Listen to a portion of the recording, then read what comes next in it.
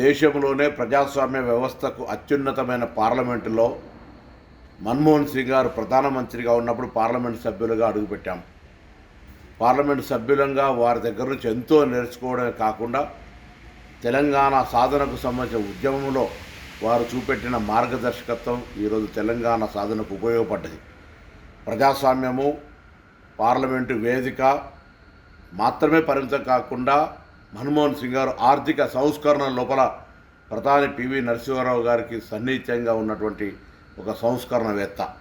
అంతేగాక భారతదేశంలో యూపీఏ కాలంలో 2004 నుంచి 2014 లోపల ఉపాధి హామీ పథకంతో పాటుగా విద్యా హక్కు, రైట్ టు ఇన్ఫర్మేషన్, భూసేకరణ యాక్ట్, ఇట్లా అనేకమైన చారిత్రాత్మక చట్టాలు తెచ్చినటువంటి మన్మోహన్ సింగ్ గారు మృతి పట్ల తీవ్ర సంతాపాన్ని వ్యక్తం చేస్తూ వారి కుటుంబ సభ్యులందరికీ నా ప్రగాఢ సానుభూతిని వ్యక్తం చేస్తాను. 15వ లోక్సభలో